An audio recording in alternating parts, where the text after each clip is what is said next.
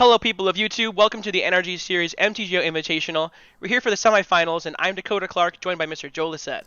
Yeah, this is. I'm happy to be here. This is our first time doing this together since my first time ever doing commentary at the NRG Championship a couple of years ago. So this is kind of like a reunion. Yeah, exactly. So I'm excited. This should be good. Except this time we're 2,000 miles apart. Well, yeah, but I mean, 2,000 miles or 2 feet. Given who the specifics of this commentary pairing, this might be better. It might be better. It might be better. Yeah. As I said, we're here in the semifinals with David Lam. He's playing Eldrazi Tron against Justin Brickman over there playing Humans. Both popular decks in the modern format with some interesting flex spots to say the least. How do you feel about this matchup? I don't have experience playing the matchup from either side, but I like the human side. I think there's potential for the creatures to just get too big. I mean, that may require the game going somewhat long, but I don't feel like Eldrazi puts on a ton of pressure in the opening turns. So I think it's going to be Justin having an advantage in the creatures, but David's Planeswalkers, I think, could potentially do a lot of work. So yeah. We'll see. Kind of, they both have strengths going, in the medium to long term, like turns, let's say, 4 through 8 is where I think we're going to see the games decided. Sure. Well, let's talk about these players and what they're doing to be here in the semifinals. David Lam defeating Connor Mullally on Temur Urza, defeating Blair Splett on Jund, and then Justin Brickman actually defeating Stanislav Golovchuk on BR Skelemental. That's a black-red Skelemental deck. Also defeating Jonathan Whetstone with the Boros Burn deck in a very dramatic fashion. Both players showing up their prowess of being awesome players on the NRG series, and they're here for the semifinals to give a fat check to the charity of their choice. Let's have a look at those deck lists. As we see, David Lam's 60 of Eldrazi Tron. 2 copies of Ugin the Ineffable is the first thing that sticks out to me. Yeah, that's a nice one. It's the card's going to take a few turns to get online, but it can do a lot of work. You go up the board to kind of just a ridiculous fashion, and then All Is Dust is the other one that really jumps out, which is likely just a game-winning card. There's only a single copy, but it's just... I think Justin probably has to ignore it, because if it comes down, he probably can't recover no matter how he tries to play around it. Yeah, it feels like this deck, ever since the banning of Mycosynth Lattice, needs a couple more haymakers to have access to, since they can no longer just Karn for an I win button, right? Right, yeah, that is definitely important. Against some of the slower decks. Against this creature deck, which is what David's playing against this time, he still has the Wormcoil Engine to wish for as his kind of like onboard haymaker, and in a lot of games, that's if it comes down early enough, that's going to be enough. That is kind of the haymaker. Right, or definitely just Ensnaring Bridge, right? Yeah, that's huge also. That would end up in, I guess, Walking Ballista and Planeswalker activations going to work, as David would probably have all the time in the world, even if he doesn't have an easy time of actually killing Justin in that scenario. Right, the Ensnaring Bridge in this matchup will kind of act as a function of the Mycosynth Lattice, where suddenly just Justin can't win. And then David has all the time in the world to kind of finish Justin off however he can. Right. Over here on the human side, let's see a look at Justin's 60. Human's a pretty stock deck over the years, with just always a consistent 2 or 3 flex spots. Over here we see Justin with his flex spots being 2 Mayor of Avabruck and a 1 copy of Kessig Malcontents. So I actually like that for this matchup. I think the Mayors will be nice because there's not a ton of removal on the Eldrazi side, so having extra Lords is bound to just help out. I think they'll be a positive. Having 1 fewer Phantasmal Image, where I thought it was a drawback in one of the Justin's earlier matchups, is also probably good here because Walking Ballista, a lot of these creatures will outgrow Ballista's ability to do a couple, just pings here and there, but Phantasmal Image is just always able to be shot down. Yep. So it's actually to Justin's slight benefit that he's only playing 3. Interesting having the 1 of Kessig Malcontents, giving Justin a glimmer of hope if we do actually see an Ensnaring Bridge game. That is a good point, and one that I probably would have overlooked. But yeah, that you're right. In game 1, he can still beat a Bridge Lock, albeit with only just 1 card. For sure. One other thing that's worth noting is during a Bridge Lock scenario, a couple of meddling mages could actually strand enough cards in David's hand to allow Justin to attack. That may not be likely, but it is outside possible that could matter. I didn't even think of that. Wow, yeah, because Bridge doesn't just say you can't attack. It actually cares about the controller Bridge's hand size. So that could be actually a pretty interesting play. We don't have any information on the result of this match, so let's just see what happens. All right, yeah, again, I think it'll be close. I think it'll take a few turns to develop, but I'm going to give Justin a little bit of an edge. Over here, watching the match from the perspective of David Lam, we see his opening hand of Urza's Tower, and no way to fetch for a third source. A couple of 6-drops, 7-drops, easy mulligan. Yeah, okay, this one looks a little better. At least it looks functional. We have a map, a couple lands. We have a Chalice, which isn't great. And then a couple big hitters at the end. So this is okay. This is a hand that maybe would actually get mulliganed if we were on 7, but since David's already down a little bit, this is probably a keep. Sure. Yeah, it's we did mention in previous matches that this tournament does not have open deck lists, even here in the top 8, but some of the players have been communicating somewhat in the Discord, chatting, and also sometimes the players are just known for their modern deck.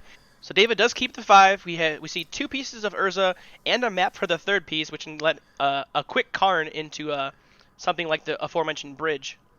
Yeah, and in fact, we may not even see a quick Karn. We might see, depending on how Justin develops, we might just see a quick Ugin, as they're effectively the same casting costs, or the same turn. They both can come out turn 3. Right. That drawing of the Matter Shaper, how that changes things, because now there's a pair of cards that can come down. David's going to have options when he gets to his third turn, which is impressive considering that he's on a multi 5. Yeah, when you have 7 mana, you have a lot of options, right? Aether Vial going to be ticked up, and alright, Brickman just going for a second Vial, maybe no second land here. Wow, this is going to hurt so bad when Karn shuts those down. Right.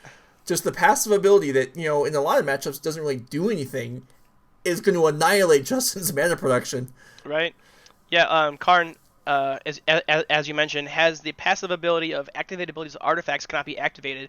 So, just by playing this Planeswalker that you want to play anyway, it's going to really be powerful against these Aether Vials. Yeah, this is I almost feel sorry for Justin. This is brutal. Keeps a one-lander. I mean, and your one landing with 2 Aether Vials is fine. Right. There's no reason you wouldn't be happy with that, and right. It's just going to get blown to shreds. He does draw the second land on turn 3, so he has some hope of continuing to function here. Although, actually, with Vial on 2, it's possible we see something here Freebooter. This card might not actually make it into play. Oh, right. Yeah, Vial now on 1 and 2. We're going to finally see some threats from Justin's side. I actually didn't think to check if Brickman mulliganed at all. I believe he was on 7. Okay. David astutely grabs the Urza's Power Plant from his deck. Actually, we can count it back based on how many cards are in Justin's deck right now. No, Justin, let's see, he would have 7. Justin did mulligan to 6, it looks like. Yeah, I was thinking. Wow. Oh, wow. Karn just resolves. Yes, and that's... Boy, you hope that's really not an F6 situation right. on Justin's side, which is something you see online. Although it happens in paper, too, where your opponent does something, you're like, sure, okay, wait, yeah, crap. Right, exactly. This is pretty bad. Oh, you see in the chat, Brickman says, I'm stupid. He may have actually forgot to respond to the Karn. Yeah, well, this is something that happens, even if you're not F6'd. And now, yeah, because of the empty board, David can get, instead of playing Matter Reshaper to defend the Karn, he Liquid Metal Coating to lock down a land. Right. And boy, is Justin in some serious trouble here. Liquid Metal Coating, 2-mana artifact that taps to make a permanent into an artifact, and then Karn, obviously that passive ability, turning off artifacts, can be used in the upkeep to actually turn off the Cavern for the turn. So Brickman's on 1 mana for the turn. Yeah, and if Justin doesn't draw a land and a very strong creature, I don't even know what it would be exactly, this game is pretty much over with for him, as on the first turn, when the coating with the Karn develops, you can lock down a land, like you were saying. When you get past that point, then you can use the coating main phase to actually kill a land. Yeah, coating, Karn plus. We're just gonna see an Ugin vindicate this mayor, right? That's what I expect, and then I expect that Justin will concede. Sure. Yeah, Brickman. David, Go ahead. I was gonna say David really could do whatever he wants. David could just close his eyes, Sure, and then pick a card at random from his hand, and it would be enough to win the game at this point. let's start making some random decisions as Justin Brickman reaches for the concede button. Yeah, we see him in chat saying clicked too fast. So, Moto does have separate skills from the paper game and did click through that Karn casting of the Karn. Well, let's not go too far on hating on Magic Online though, because this match could have been played in paper, and Justin Brickman easily could have said sure when the Karn was cost. Yeah. And then realized half a second later, wait, I just lost this game because I missed that. That happens. Sometimes you see those oversights for sure. Off to the sideboard. Excuse me. Off to the sideboard as we prepare for game 2, David Lam with a whole bunch of one-ofs alongside 2 Relic of Progenitus and 2 Spatial Contortion. We see Tormod's Crypt, Pithing Needle, and Snaring Bridge. Basically, this is the whole classic wish board, right? Yeah, and it's interesting to me as someone who played a lot of Green Tron, in addition to, and was working on it when Karn Great Creator was printed. The Green Tron wish boards started out sizable, 8-9 wish targets, and then kind of that was trimmed down over time to only the kind of the key spells, and then the rest of the sideboard became kind of the normal traditional sideboard. In this case, the Eldrazi Tron decks, or not just in this case, the Eldrazi Tron decks overall have maintained the heavy wish board with tons of singletons, like you were saying, for basically any scenario. Right. Kind of a Swiss Army knife in the form of Karn. So the deck's called Eldrazi Tron. Eldrazi, it's a creature type. Sounds like a tribal deck to me. Brickman's definitely bringing in these Plague Engineers, right? Yeah, that's well. We have the omniscient power of knowledge here on what he actually does, and we can say that no, he isn't. But first, let's talk about what David actually is doing. Oh, we have the information. Got it. Yep. Yeah. So David is bringing in 2 Spatial Contortions, his Wormcoil Engine, and his Walking Ballista for the playset of Chalice of the Voids. Now, and I mentioned this a little bit in a previous match where I was uncertain if the Wormcoil Engine should get boarded in because it felt like it was probably the best wish target, and so if you bring it in, then your Karn becomes effectively weaker. However, in this case, we have other big hitters. You have the Wormcoil, but we also have the Sky Sovereign. I always want to call it the Sky Ship. The Sky Sovereign console flag ship, right, which is also a large creature that's a pseudo removal spell. So despite the fact that Wormcoil and Ballista are both coming in, there is still a big body to wish for. So the Karn will maintain kind of its power as the game as we move into the sideboard games. Right, Karn can still find itself a piece of board presence and some removal, and you have just a better chance of actually just natural drawing the Wormcoil. It seems by merit of it being in your deck, obviously. Yeah. So Brickman's side, we see the aforementioned Plague Engineers, which obviously we want to bring in versus Eldrazi Tron because it's a tribal deck. Thoughts? I mean, the shrinking down the Eldrazi creatures doesn't get us too far. Death Touch, however, does matter, as all the Eldrazi creatures tend to a larger size, but they don't have things like evasion and first strike. So, Plague Engineer, maybe there's merit to bringing it in. That would require some practice to make a determination there. And we can see that what Justin actually did was he brought in the 2 Collector Oof, 2 Dismember, 2 Damping Sphere, 2 Deputy of Detention. All those cards seem like winners. Mm-hmm. Removing 4 Thalia, Garden of Thraben, 3 Kitesail Freebirder, and an Aether Vial. That's interesting. The Freebooters, trimming them down, I can see that. There's not an abundance of spells in David's deck. And same reasoning for Thalia. I don't know. I'm not even sure. What do you think? Would you even call Eldrazi? I guess it's a creature deck? It's not like It's almost like it's an artifact-based deck that happens to have big fat creatures. Yeah, and it's really not even okay, that's completely fair. There are not even that many artifacts, but they are devoid, colorless type of things, so they're like artifacts. So the Collector Oofs are interesting. They don't do a ton. They limit what Karn is able to accomplish, and also they do shut off Expedition Map, which is a big thing. So with Justin going first this game, Collector Oof makes a lot of sense. but maybe they get trimmed out going second. We'll see if we get to game 3. Yeah, in the Eldrazi version of Tron, we see Collector Oof possibly not being that exciting. It made me think that if, like, in that game 1, did we actually see any Eldrazi? Perhaps Brickman thinks he's playing traditional Tron, but then again, he is bringing in the Dismembers, so he probably knows that it's Eldrazi. That's interesting. So we saw Mold of 5, which traditional Tron does all the time. Mm-hmm. We saw Tron Lands Expedition map. We saw Little Card. Okay, but we saw Ugin the Ineffable, right? We did. And that's a card that it would be surprising to see in traditional Tron.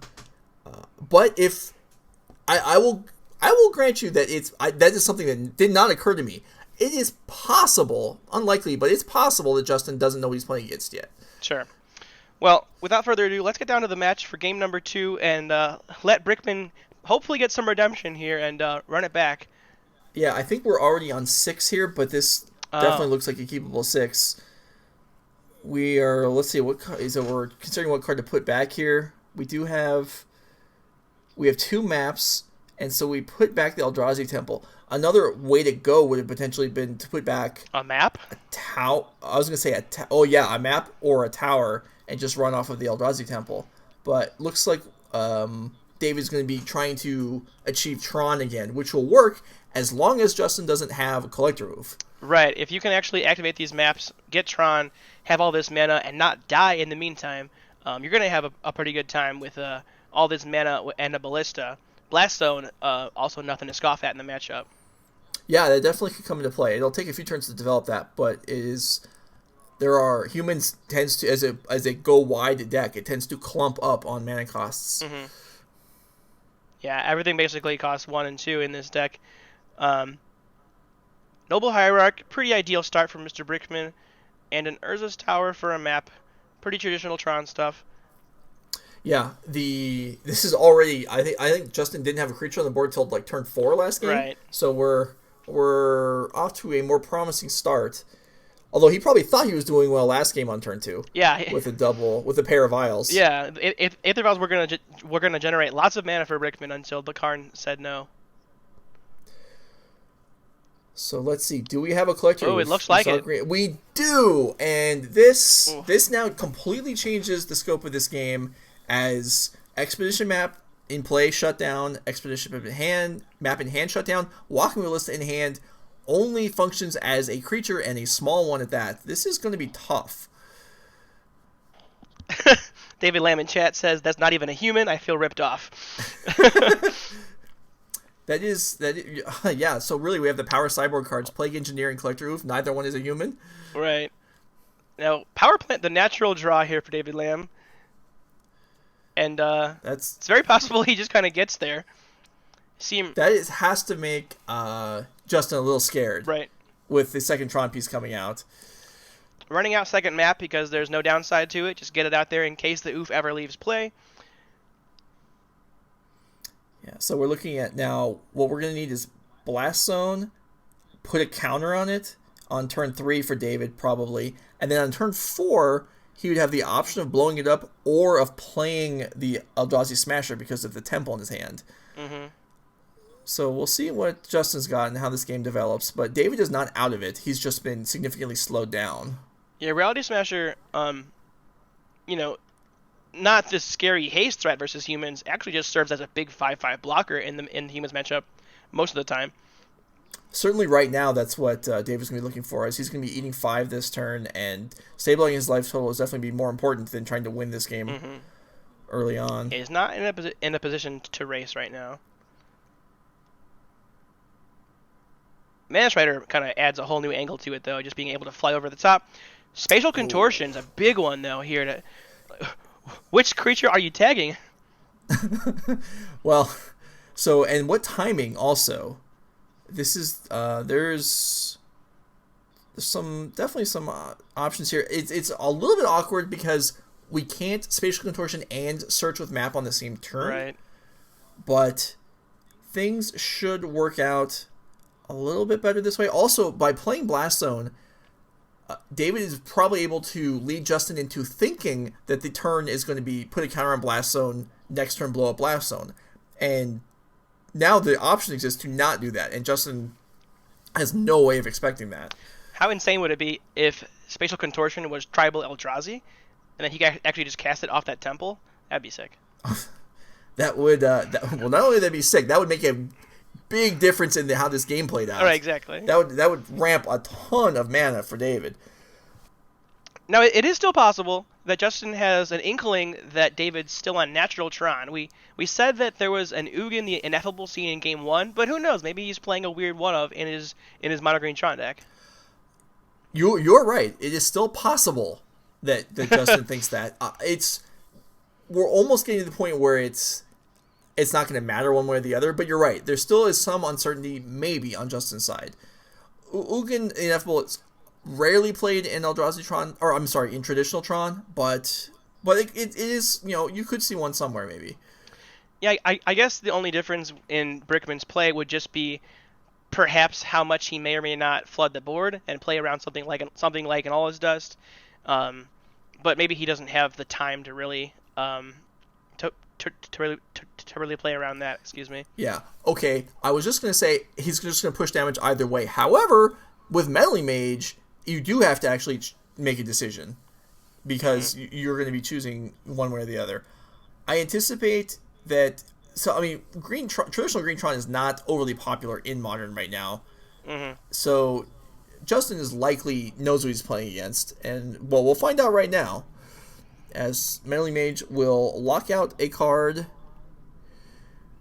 and you see him name Karm the Great Creator. Okay, well, and that is in both decks also, so maybe he still doesn't know, but he does know that his Collector Roof is dead, and that has got to be sad for him. I really respect. Oh wow! Pardon me. I actually have to pause my thought because we're about to get both of our maps exiled by this deputy. Wow. So you were saying earlier, and it made sense that running out the second map is smart because if you ever kill the Collector Roof, you want to have them on the board. Well. That didn't work out very well for David. Yeah. Wow. Yeah, he would have loved to have a map in hand right now. Actually, yes, he probably would. We're likely. So what do we have now? David can either play Reality Smasher, or he can play Ballista for 2, which doesn't seem very exciting.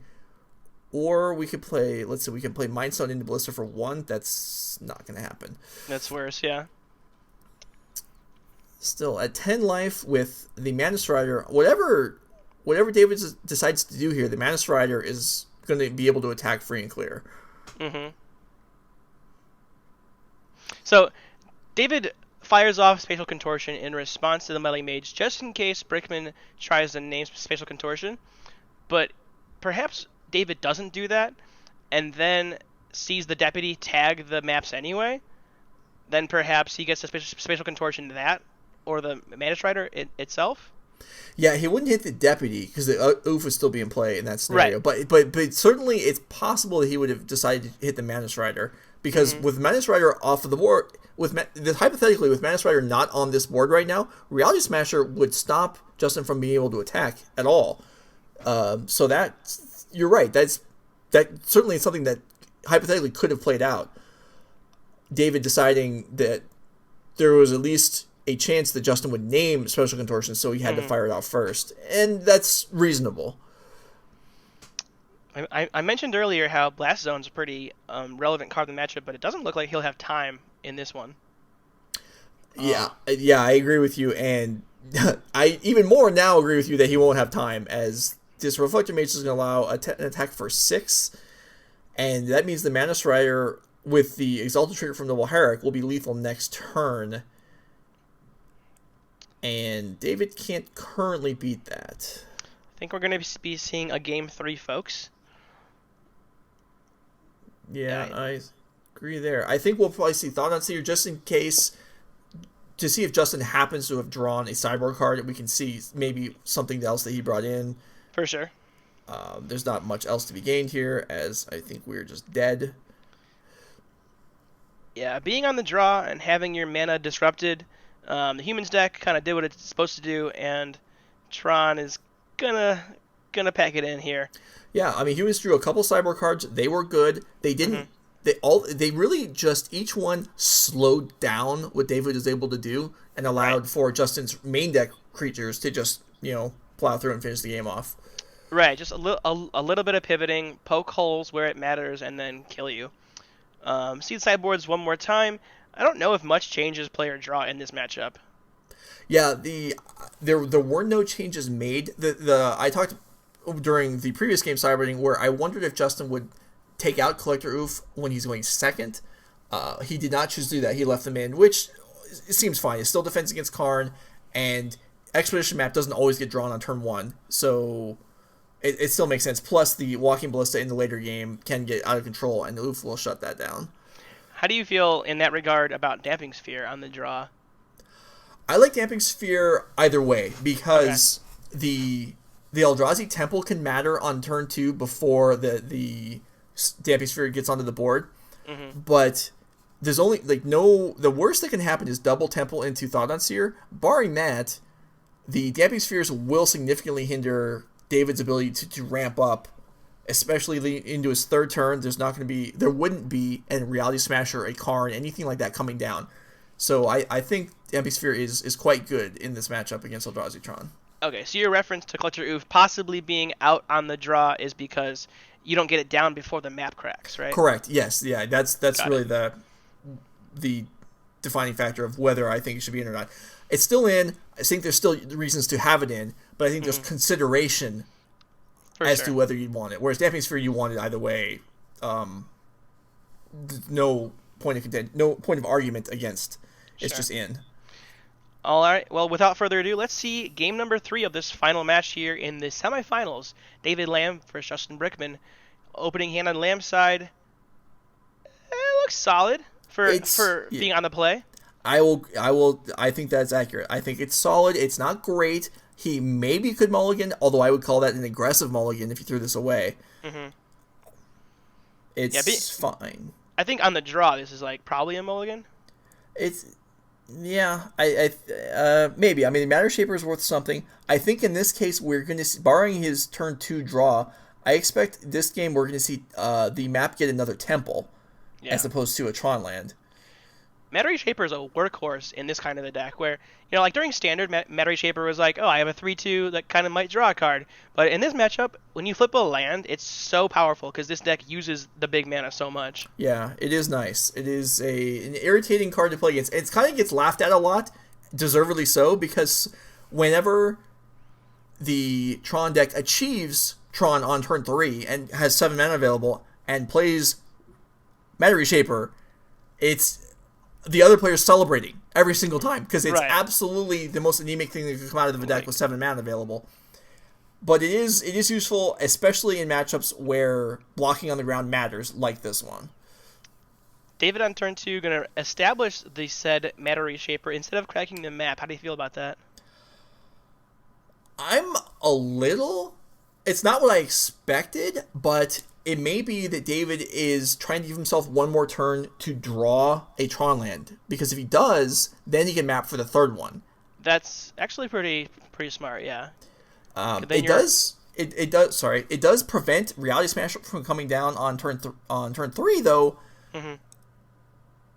which would be nice, right? Right now, with what Justin has played and Melee Mage naming Thought Seer, I would rather be playing Reality Smasher, I think, this turn than having played Matter Shaper last turn. And attacking with it, right? Right, yeah. Yeah, you just posture yourself to kind of beat down and race the humans deck from that point. David in other formats is kind of, in my experience, known for being kind of a slow, grindy control player. So maybe I think that control player's brain doesn't always think about that. Actually, I can just beat face right now. But also, it was a reasonable consideration to try and draw the Tron land, as you mentioned. Yeah, I think that probably played a real part of the decision because that basically allows him 8 draws for this turn, being any of the 4 copies of the other 2 Tron lands, to then sculpt really the most explosive hand he could have had going forward. That didn't come together, so his expensive cards, the Ugin and the Karn to some degree, are kind of locked out of the game for a while here. Yeah. Yeah, he cracks it main phase to make his land drop for turn, and finding the temple decides just, I'm going to cast some Eldrazi this game. The attack with Mana Reshaper, I'm not going to say it's wrong, but it's probably worth, on reviewing the game afterwards, probably worth considering whether it should have stayed back on defense. Because is this really a race, or is David trying to survive long enough to assemble enough lands to cast the Planeswalkers that are in his hand? Right, because we didn't take the turn 3 Reshaper line, the turn 3 Smasher line, it kind of makes me want to just hold back Reshaper and chance at the ramp and the blocking. Yeah, it's...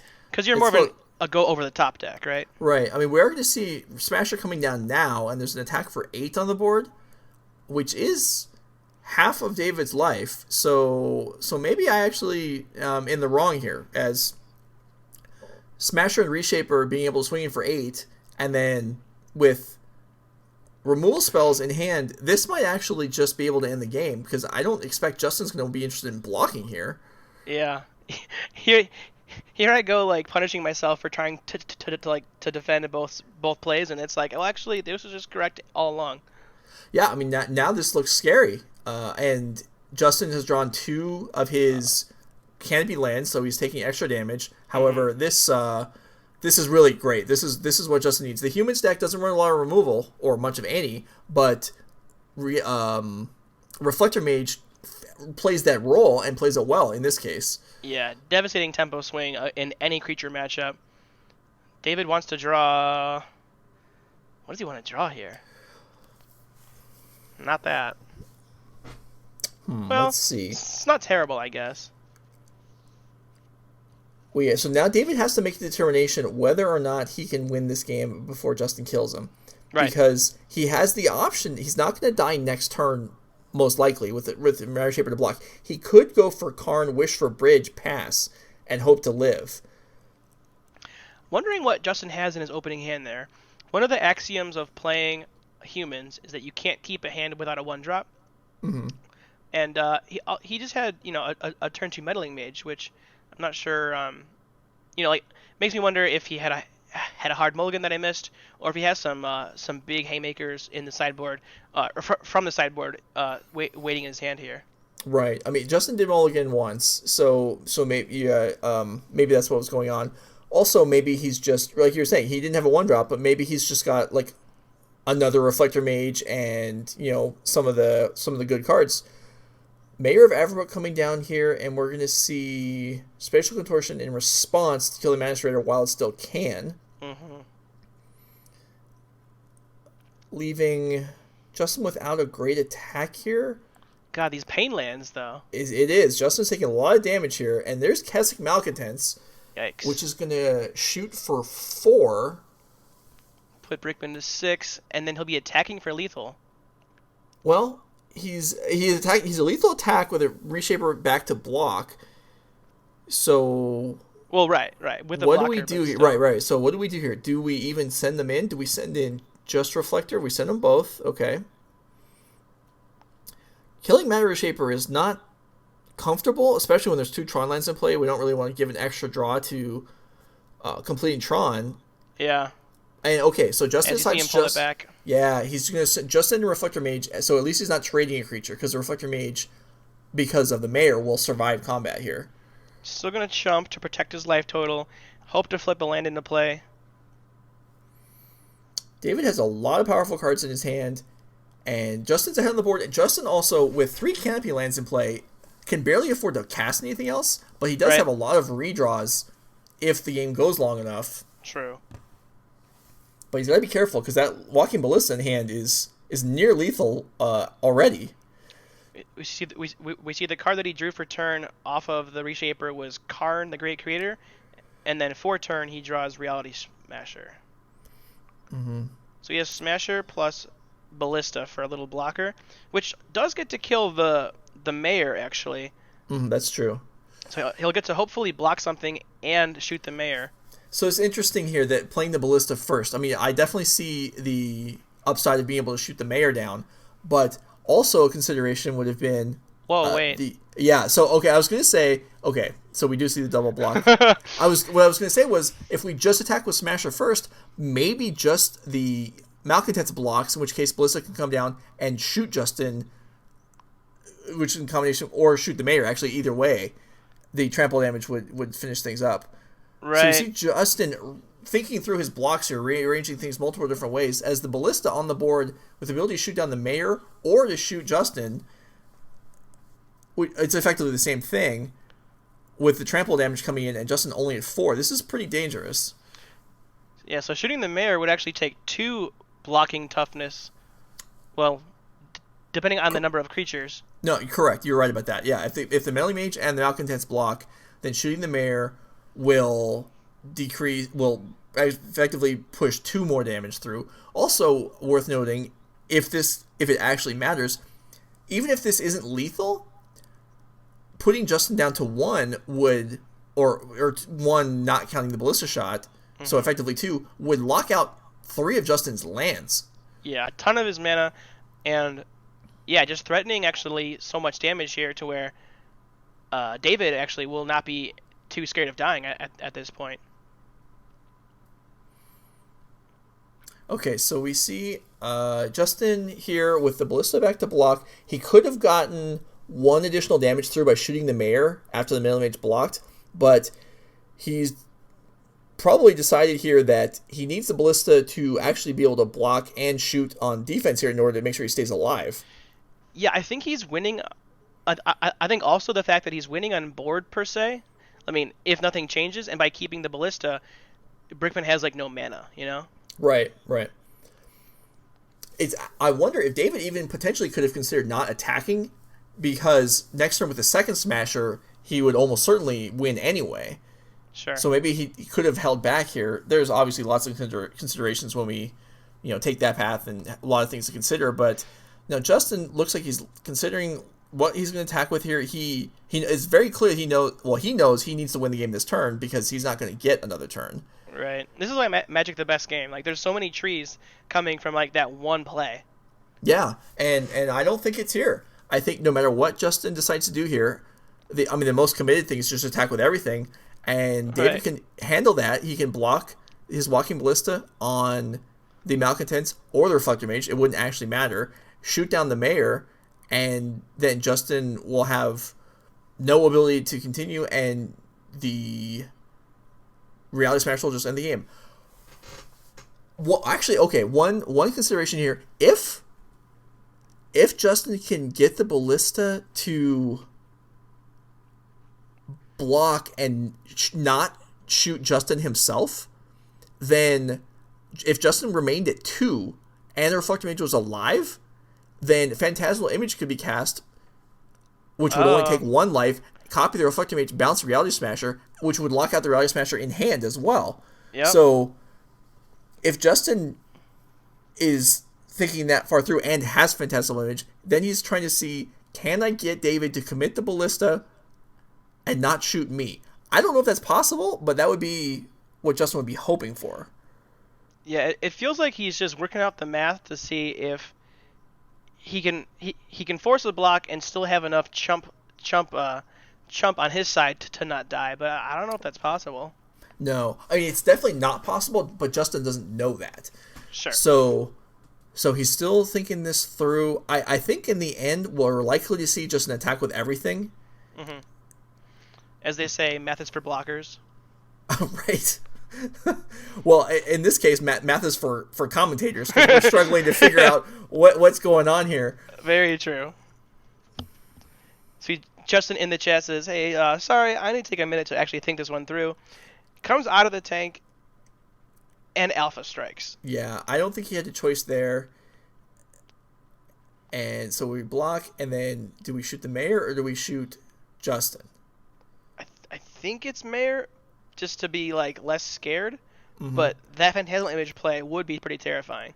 Yeah, if I would be, that would be so cool if it actually happened right now. Tap Cavern, tap Waterlight Grove, take 1, copy Reality or Reflector Mage, bounce Reality Smasher. That would be really neat.